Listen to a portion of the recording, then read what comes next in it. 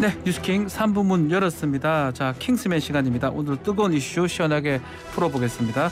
김한 한겨레 기자, 이현웅 YTN 라디오 아나운서 나오셨습니다. 안녕하십니까? 안녕하세요. 네, 자, 두 분 휴가 다녀오셨습니까?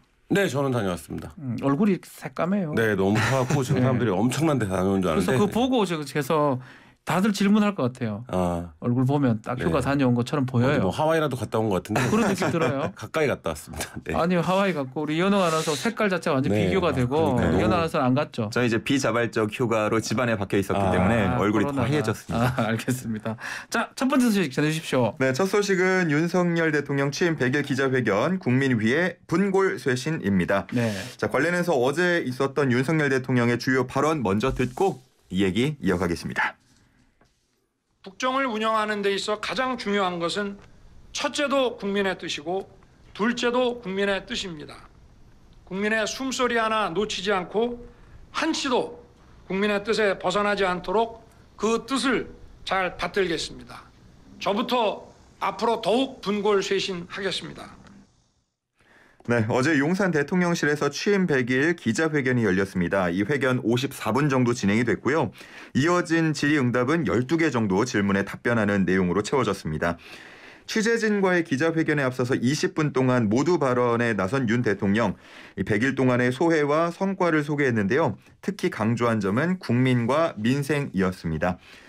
이와 함께 윤석열 대통령 지금까지 국정 성과를 소개하기도 했는데요. 소득주도 성장과 탈원전 등 잘못된 정책을 폐기한 점을 강조했고요. 경제정책 기조를 글로벌 스탠다드에 맞게 바꿨다고도 강조했습니다. 이 대목에서 전 정부의 정책과 견주어서 현 정부의 국정 성과를 부각시키기도 했습니다. 또 화물연대 파업, 대무조선해양 하청지회 파업 등을 마무리한 것도 성과로 꼽았는데요. 네. 윤석열 대통령 관행으로 반복된 산업 현장의 불법행위 근절을 위해서 노사를 불문하고 불법은 용인하지 않으면서 합법적인 노동운동과 자율적인 대화는 최대한 보장하는 원칙을 관철했다라고 밝혔습니다. 자, 100일 기자회견 했습니다. 기대했던 메시지 나왔다고 볼 수 있을까요? 네, 오늘 아침 언론들이 모두 그 부분에서 좀 부정적인 평가를 내리고 있는데요. 그러니까 예를 들면 국정 쇄신이라든지 예를 들면 민적 쇄신 그리고 지지율 하락에 대해서 정확한 진단과 답이 있었어야 되는데 좀 그 부분이 모호하지 않냐, 자아자찬에 그치지 않았냐 이런 평가들 나오고 있고요. 대통령이 어쨌든 100일 만에 공식적으로 뭐 약식 기자회견 계속 있어 왔습니다만 기자회견에 나섰을 때는 두 가지가 해소가 돼야 됩니다. 그러니까 이 100일 동안 국민들이 가장 궁금해하는 것에 대한 답이 나와야 되고요. 그 답이 또 정확해야 됩니다. 네. 근데 이제 그 두 가지 면에서 모두 좀 부족하지 않느냐 이런 평가들 나오고 있습니다. 자, 지금 그 얘기인데요. 지금 국정 쇄신안 아마 얘기가 나올 거라는 전망도 있었는데 정말 아무것도 없었던 것 같아요. 예상했던 내용과 다르게. 다시 되돌아보고 철저히 챙기고 검증하겠다라는 표현 정도로만 답을 했다고 보면 될 텐데요. 네. 뭐 국면 전환이나 지지율 반등 등의 정치적 목적으로는 해서 안 된다라는 또 이야기를 덧붙이기도 했죠. 하지만 언론들을 보면은 어느 정도 쇄신이 이루어질 것이라고 전망을 하고 있는 상황인데 일단은 뭐 홍보 라인을 중심으로 쇄신이 이루어질 것 같다는 얘기들 나오고 있고요. 김은혜 전 의원 얘기도 많이 나오고 있습니다. 네. 아마 조만간 또 발표가 되지 않을까라는 전망들 우세한 것 같습니다. 다시 어제 100일 기자회견 들어보면 20분간 모두 발언을 하면서 성과를 나열했는데 집값, 뭐 전세값 안정, 새 정부 성과로 내세웠는데 이거 관련해서 이중구 경제학자인가요? 네. 뭘 했는데 이걸 얘기를 하냐, 염치 없다 이렇게 비판을 했더라고요. 그러니까 이제 경제라는 게 정부가 할 수 있는 일도 있지만 시장의 역할, 시장 때문에 어쩔 수 없는 부분들이 있거든요. 근데 지금 이제 집값 하락이라는 게 결국엔 전 지구적인 인플레이션에 따른 금리 인상 뭐 이런 것들이 연동이 돼서 집값이 하락이 된 건데 그 기간이 마침 윤석열 정부 이제 초기 100일과 겹쳤던 거죠. 그렇죠. 시간이 맞았던 거죠. 이걸 우리가 한 거다라고 이제 하면 후에 분명히 이제 경기 침체가 올 텐데. 국면이 왔다 갔다 할게 부동산 국면. 그렇죠. 그러면 시장이 경기 침체가 오면 그것도 윤석열 정부 때문이라고 할 거냐. 뭐 이런 부분에서는 그러니까 예를 들면 무슨 얘기를 하고 싶어 한지는 알겠어요. 예를 들면 전 정부에서는 부동산 가격이 폭등했는데 그게 안정되지 않았냐 우리 정부 기간 동안은. 근데 이제 그 정도가 아니라 이걸 성과로 인식을 하는 태도는 좀 부적절하다. 시장과 정부의 관계라는 거에 대한 좀 이해가 부족한 게 아니냐 뭐 이런 비판도 나오고 있습니다. 그 약식 개헌은 계속 하는 것으로 정리가 된 것 같은데 이 결정은 어떻게 보십니까? 아마 이러다면 윤석열 정부의 시그니처로 될 수도 있을 것 같기도 하고요. 그러니까 이게 이제 한번 뭐 안 하겠다라는 이제 언론 보도가 예. 나왔다가 바로 또 이제 대통령이 출근하면서 하면서 무색해졌는데 예. 이게 좀 하면 리스크가 굉장히 많다라는 걸 대통령실이랑 다 국민의힘에서도 알고 있는 것 같아요. 근데 이거를 물를 경우에 감당해야 되는 어떤 후과가 더 이제 크다. 뭐 이런 판단들이 있는 것 같고 무엇보다도 윤석열 대통령 본인이 이것에 대해서 내가 그냥 할 수 있다. 라는 이제 좀 자신감 이런 것들도 있는 것 같습니다. 네. 저는 뭐 개인적으로 국민 한 사람으로 봤을 때는 이 도어 스태핑만큼은 윤석열 대통령이 만약 임기 내에 쭉 할 수만 있다 그러면 굉장한 또 성과로 남게 될 것 같고 그렇죠. 반면에 또 후임 대통령 누가 되든지 간에 아하. 상당한 또 부담이 될 것 같다는 생각이 들고요. 예. 이 대통령의 의중을 알 수 없이 이제 단행이 되는 무언가를 보면 국민들 입장에서는 상당히 답답할 수 있는데 그렇죠. 뭐 물론 그 발언에 따라서 비판이 나오기도 합니다만 어쨌든 의중을 엿볼 수 있다는 측면에서는 도어 스태핑 계속하는 데 의미가 있을 것 같습니다. 알겠습니다. 자, 이준석 대표 질문에 대해서는 즉답을 피하는 모습이었습니다. 전반적으로 좀 민감한 질문에 대해서는 좀 대답을 안 하는 듯한 느낌이 좀 들었습니다. 네, 뭐 검토하겠다, 네. 뭐 챙겨보겠다, 짚어보겠다 이런 식의 대답들이 있었는데 네. 특히나 이런 이준석 대표와 관련된 질문과 관련해서는 정치적 발언을 제대로 챙길 기회가 없었다라는 답을 했는데 이제 그러니까 보도들에서 일각의 보도들에서 나오는 거는 예전에 뭐 체리따봉이나 이런 것들 네. 얘기하면서 내부 총질. 예, 네. 그런 게 나오려면 정치적 발언들을 안 듣고는 나올 수 없는 거 아니냐 뭐 이런 얘기들 나오고 있고요. 아마 많은 국민들 혹은 정치 관련자 분들께서 가장 궁금해했던 게 이걸 텐데 사실 이거에 대한 답을 했다 그러면 네. 어제 100일 기자회견은 온통 이 문제로 이 얘기로 네, 다 다 뒤덮일 수 거니까. 있기 때문에 아하. 뭐 피해 간 게 이해가 안 되는 건 아닙니다. 전략적이었을 것 같다라고 지금 말씀 주셨는데 그렇지만 뭐 이준석 전 대표 가만히 있지 않습니다. 네. 이거 얘기하면서 또 비꼬는 뉘앙스로 좀 얘기했던 것 같아요. 뭐 비꼬는 뉘앙스가 아니라 비꼬는데요. 비꼬는 거 맞아요. 왜냐하면 똑같은 문장 예. 구조를 사용했어요. 사용해서 대통령이 내 얘기를 못 들었다고? 그러면 나도 대통령이 어떤 얘기했는지 잘 못 들었다. 이런 식으로 이제 얘기를 했기 예. 때문에 이게 이제 이 부분을 정면으로 받은 거고요.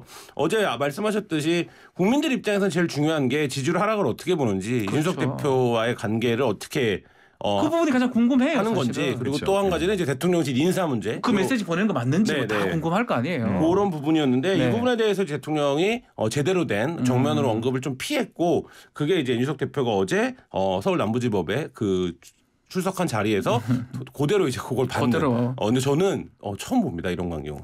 그렇죠. 당 대표인데 네. 그 말투 어순 그대로 하면서 당내 민주주의에 대한 고민을 네. 많이 하다 보니까 대통령이 어떤 말씀했는지 모르겠다. 그리고 우리가 지금 그 가처분 신청을 뭐 그냥 가처분 신청이라고 쓰고 있지만 그게 사실 국민의힘과 이준석 대표, 그러니까 전 그렇죠. 당대표와 그 당이 벌이고 있는 소송이기 때문에 네. 굉장히 여러 가지로 생소한 풍경들입니다. 자, 마지막으로 이준석 대표 질문도 뭐 그렇지만 김건희 여사에 대한 질문 자체가 기자들이 없었어요. 또 천하람 의원이 이번에 좀 지적했던 거 하나 있는데 왜 기자가 이름이 딱딱 지목이 되느냐 강인석 대변인 네. 통해서 우리 그런데 자주 가보는 김한 네. 기자 보시기에는 어때요? 이 김건희 여사 질문은 저희가 기자라면 당연히 네. 했을 것 같은데 시간이 없어서 그런 건가요? 두 가지인데요. 첫 번째, 그러니까 첫 번째 질문과 두 번째 질문에서 지지율 관련된 질문이 연달아서 네. 나왔는데 대통령이 애써 답하지 않으려는, 그러니까 의지를 갖고 답하지 않겠다라는 인상이 보였어요. 예. 그러면 이제 기자회견 분위기가 굉장히 좀 무거워집니다. 예를 들면 원하는 답을 하지 않겠구나라는 생각들을 했을 것 같고, 근데 이거보다 더 문제는 지금 지적하신 문제. 그러니까 강인선 대변인이 계속 지목을 하거든요. 누구 기자 이렇게. 네, 근데 그 매체들 중이 매체들의 어떤 편중 그리고 아하. 뭐 이런 것들이 발생을 했어요. 왜냐하면 이게 소위 말하는, 그러니까 예를 들면 좀 비판적인 질문을 할 만한 매체는 한 곳도 선택되지 않았다는 점에서 사실 형식 면에서도 좀 아쉬움이 있었습니다. 알겠습니다. 자, 이어서 이 소식 다뤄봐야 될 것 같습니다. 취임 100일에 북한은 또 미사일을 발사를 했습니다. 네, 그렇습니다. 어제 북한이 순항미사일 2발을 발사했습니다. 네. 올해 들어서 순항미사일 발사로는 두 번째고요. 한미 연합연습의 을지 자유의 방패 사전 연습에 대한 반발의 성격으로 현재 해석이 되고 있습니다. 이 군 당국에 따르면 새벽에 평안남도 온천에서 서해상으로 순항미사일 2발을 발사했는데요. 이 순항미사일은 탄도미사일하고는 달리 유엔 안전보장이사회 결의 위반은 아니지만 네. 그래도 장거리 정밀 타격 능력을 갖추고 있어서 위협적인 무기로 분류가 됩니다. 예. 자, 북한은 지난해 9월 한미연합훈련에 대한 상응 조치로 신형 장거리 순항미사일 시험 발사를 한 바 있고요. 이 북한이 한미연합훈련을 앞두고 순항미사일을 연이어 발사하는 것을 미국을 크게 자극하지 않으면서도 자신들의 무력을 과시하는 저강도 도발 카드를 꺼낸 것으로도 풀이가 되고 있습니다. 그 미사일 발사 자체가 기자회견 직전인 새벽에 네. 이루어졌다고 봐야 됩니다. 이게 의도된 겁니까? 아니면 뭐라고 봐야 됩니까? 북한은 전 세계에서 유일하게 미사일에 메시지를 실어하는 네, 나라인데요. 웃어서 안 되는데 하여튼 예. 뭐 그 말이 저는 와닿아서 그렇습니다. 네, 미사일에 맞습니다. 메시지가 이제 담겨 사실 있습니다. 이 일주훈련 기간에 북한이 저강도 도발을 늘 해왔어요. 그러니까 네. 사실 이게 뭐 아주 새롭다 이런 건 아닐 텐데 어제가 대통령 100일 기자회견이라는 걸 북한이 모를 리가 없죠. 그렇죠. 근데 그날 새벽에 미사일을 쐈다라는 건 요 일정과 연관이 있는 것으로 이제 해석할 수밖에 없는 상황이고 이 메시지가 무엇이냐. 결국엔 윤석열 대통령이 8.15 기자 연설에서 했던 어떤 담대한 구성에 대한 그렇죠. 구상에 대한 좀 화답 성격이 아니냐 이 부분에 대해서는 좀 이제 분석이 더 필요해 보입니다. 그 말이거든요. 지금 기자회견에서도 그렇게 했습니다. 어제 기자회견에서도 비핵화에 대한 확고한 의지 보여주면 우리가 할 수 있는 거 다 해주겠다라고 하고 8.15 때 담대한 구상하고 지금 비슷한 것 같은데 이 대답이 미사일 순항미사일 2발 참물 아닌가요, 이러면? 네, 사실 뭐 그 전에 북한의 입장이 안 나오고 있었기 때문에 그에 네. 대한 궁금증도 많았는데 이번에 보면 미사일 발사로서 어느 정도 대답이 됐다라고 해석하는 경우들도 있는 것 같습니다. 네. 이번 미사일 발사는 앞서서 말씀해주신 것처럼 취임 100일도 있고요, 한미 연합훈련 사전 훈련도 있고 또 담대한 구상에 대한 어떻게 보면 불쾌감을 표시한 거다. 뭐 이런 해석들이 쭉 나오고 있는데 앞으로 이제 구체적으로 정말 발언으로서 북한이 어떤 메시지를 내놓을지가 중요해 보입니다. 그렇죠. 이게 새벽에 있었던 미사일 발사인데요. 발표는 오후에 됐습니다. 그래서 민주당은 혹시 100일 회견 때문에 은폐냐 이런 비판도 나왔어요. 네, 맞습니다. 그 순항미사일이 발사됐다라는 걸 확인하지 못했을 리가 없는데 그렇죠. 그 부분에서 발표 시점을 두고 지금 논란이 좀 일고 있고요. 이게 결국에는 이게 미사일이 발사되면 대통령이 NSC를 소집하고 과거 같으면 청와대 벙커에서 이제 지휘를 하는 뭐 이런 장면이 그게 뭐 사실 일반 국민들 입장에서는 얼마나 그게 저 이제 어떤 대응인지는 알기는 어렵지만 네. 사실 이런 이제 매뉴얼들이 있는데 이런 게 지금 이제 지켜지지 않는 문제. 뭐 지난번 그 수해 때도 그랬지만 사실 이런 부분들에 대해서는 좀 비판이 계속되고 있습니다. 네. 자, 세 번째 소식 뭡니까? 네, 세 번째 소식은 정경심 형 집행정지 심의입니다. 네. 오늘인데요. 오늘 오후 2시 서울중앙지검이 정 전 교수의 형 집행정지 신청과 관련해서 심의위원회를 개최해야 한다고 밝혔습니다. 형 집행정지는 일반적으로 수용자에게 형의 집행을 지속하는 것이 가혹하다고 보이는 일정한 사유가 있을 때 검사의 지위로 형벌의 집행을 정지하는 것인데요. 주로 수용자의 건강이 극도로 악화됐을 때 형 집행을 정지하곤 합니다. 네. 정 전 교수도 이에 해당한다고 볼 수가 있겠는데 앞서서 정 전 교수의 변호인 디스크 파열과 협착, 하지 마비에 대한 신속한 수술 등이 필요하다면서 형 집행정지를 신청을 했고요. 또 정 전 교수가 6, 7월경에 구치소안에서 4번의 낙상 사고를 겪었고 허리에 극심한 통증과 하지 마비 증상으로 고통을 받아왔지만 제때 진료를 받지 못한 채 약물로 버텨왔다면서 형 집행정지 사유에 해당한다고 주장하고 있습니다. 자, 8.15 특사 때는 정경심 교수 포함이 안 됐었는데 네. 이번 형 집행정지 신청 어떻게 받아들일 가능성이 있을까요? 이거 형 집행 정지는 사면이랑 가석방이랑은 다릅니다. 그러니까 예를 들면 이 병에 대한 치료 목적으로 네. 형을 일시 그 집행을 정지하는 거기 때문에 사실 이제 쟁점은 이 인물이 누구냐. 도 중요하지만 물론 이제 그게 중요합니다. 일반인들은 사실 네. 받기 좀 어려운데, 네. 근데 얼마나 아프냐 이게 이제 관건이거든요. 이제 네. 그 부분에 대해서 정경심 교수 측에서 얼마나 소명이 됐느냐, 요게 이제 결정적인 그 근거가 될 것 같습니다. 뭐 정치적 이런 것보다는 몸 상태 같은 것들을 보고 이 집행을 정지 신청을 받아들인다 네. 이 말씀인데 이 최종 결정 자체는 송경호 서울중앙지검장이 하는 것으로 알려졌습니다. 이 사람이 이 조국 전 장관 수사 네. 할 때 자천된 인물이잖아요.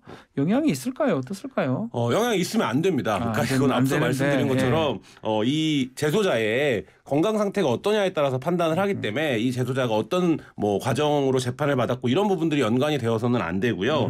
다만 이제 정경심 교수의 사건이 워낙에 정치적으로 민감한 사건이었고 송경호 이제 중앙지검장이 당시에 중앙지검 3차장으로 이 네. 사건 수사를 총괄했던 인물이기 때문에 이 관계에 대해서 이제 언론이 그럼 어떻게 결정할까를 연관 짓고 있는 것 같은데 사실 이제 그런 연관보다는 정경심 교수의 현재 상태를 놓고 판단하는 게 법리적으로도 맞고 네. 이 제도의 취지에도 부합한다 그렇죠. 이렇게 말씀드릴 수 이게 있습니다. 누구냐가 중요한 게 아니라 몸 상태가 어느 정도고 말 그대로 형을 집행할 수 있느냐 없느냐 이 부분이거든요. 네. 구속 집행 정지 신청도 마찬가지고요. 실형이 떨어지면 형 집행 정지 신청으로 들어가는 건데 지금 몸 상태가 보니까 허리 디스크 또 그리고 뇌종양, 뇌경색, 안아골절 등등 여러 가지 진단은 받은 게 있는 것 같습니다. 네, 맞습니다. 지난달 22일에 재판 마치고 뭐 허리 디스크 파열 진단을 받았다고 하고 말씀해 주신 대로 여러 가지 뭐 정밀 진단이 필요하다는 의사 소견을 받았다고 하는데 이제 이것도 어떻게 보면 이제 소견이다 보니까 어느 정도는 해석의 여지가 있을 수 있기 때문에 심의위에도 의사 같은 외부 위원들이 또 포함이 다 됩니다. 그렇죠. 예. 그래서 이를 아마 철저히 검증을 할 것 같고요. 앞서서 말씀해 주신 대로 이 정치적인 목적이 들어가서는 안 되겠고 이게 뭐 허가를 받더라도 형량 자체가 줄어드는 건 아니고 말 그대로 잠깐 멈추는 거기 때문에 그거는 빠져버려요. 네. 또 형지가 받아들여지면. 네. 빠지는 거기 때문에 뭐 건강 상태가 정말로 나쁘다라고 음. 공통적으로 다 인정을 한다면 형 집행정지가 받아들여질 가능성도 있겠습니다. 특히 지금 6, 7월경에 구치소 그 4차례 낙상 사고가 있었다고 네. 하거든요.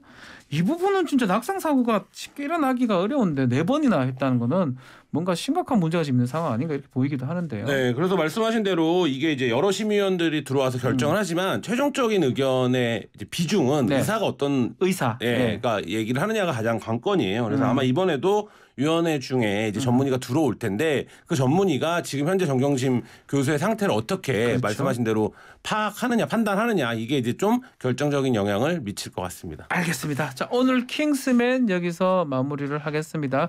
YTN 이현우 아나운서 또 김한 기자 두 분 감사합니다. 네, 감사합니다.